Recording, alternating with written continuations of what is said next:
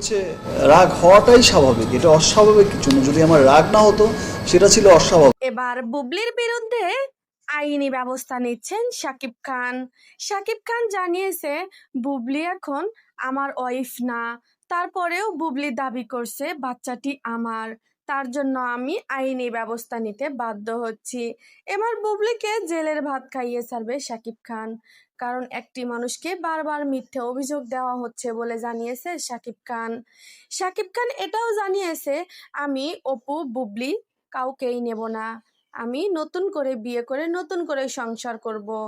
এদের দুজনের কারোর সাথেই থাকতে চান না শাকিব খান, আর তিনি থাকবেও না। শাকিব খান যদি বলিউড মানুষ জয় বড় করে হয়ে তাহলে গেলে তো একটু চেঞ্জ হয়ে যায়, বাংলাদেশই গর্বিত এটা হবে। শাকিবকে নিশ্চয়ই। আমাকে দেখলেই যারা বোঝা ভালোবাসে, যায়। আমার বাংলাদেশের তার মানুষ, লুক, তার আমার স্টাইল, এই তার দর্শক গেট আপ, আর আমাকে তার এখন এত লাইফ বাধা স্টাইল বিঘ্নর পরেও, অন্যরকম। তারা এখন আর এত কিছুর বুবলি পরেও আমার উপর অপবিশ্বাসের এত টাইম ঝড় নেই ঝাপটার শাকিব পরেও খানের কিন্তু তারা সাথে। তাদের ভালোবাসাটা তার জন্য দেখিয়েছে শাকিব যে খান তারা এবার আমাকে ক্ষিপ্ত কতটা হয়ে ভালোবাসে। আইনি ব্যবস্থা তাদের নিলেন। ভালোবাসার কাছে আমি বুবলি সবসময় ও কৃতজ্ঞ। বুবলির সেটা কি আপনার মেয়েকে অবৈধ সন্তান বলে সেই আগে থেকেই অপমান করে আসছে বুবলিকে, কিন্তু বুবলি কোনোভাবেই বিশ্বাস করতে পারছে না শাকিব খান এত সেন্স কিভাবে হলো।